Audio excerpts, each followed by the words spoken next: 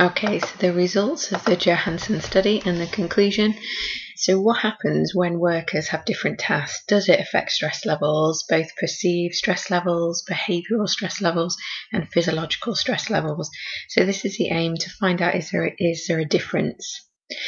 Now, the high-risk group of the 14 finishers secreted more stress hormone on work days than on rest days, and this was measured through the urine samples, and it was substantially high, significantly different from the levels of stress in the control group. The high-risk group of finishers also showed significantly higher levels of stressful-related illnesses such as headaches, and they had much higher levels of absenteeism than the control group. In the self-report, the high group felt more rushed and irritated than the control group, and they also rated their well-being as much lower than the control group.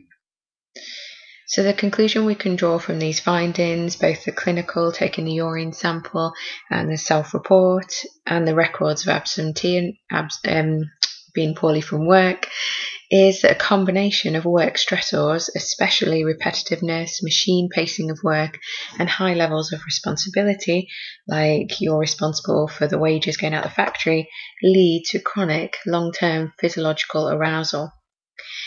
This accumulating into stress-related illness.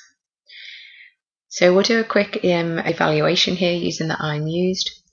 The first thing you should spot really is the big issue is reliability here.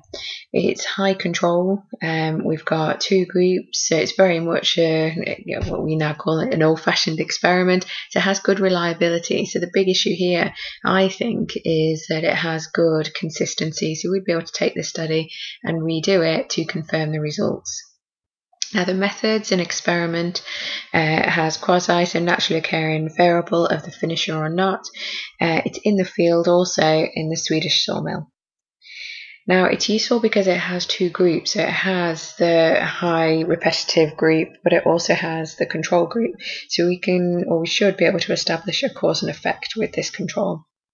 It's scientific because of this establishing a cause and effect, comparing the two groups together. Now, the ethical implications are that it could have psychological harm. Pointing out to somebody that your job is more stressful could impact, so they could leave the experiment differently. It collects both quantitative and qualitative data.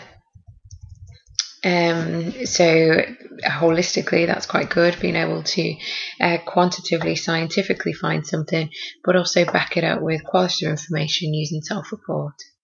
It has good internal and external reliability due to the controls. The validity, the control group increases the validity. Certainly the internal certainly has good face validity. However, there are many extraneous variables that we could point out in this experiment, and that's what I'd like you to do for the next lesson, is to list 3 extraneous variables ready for the lesson. Okay, so that's the end.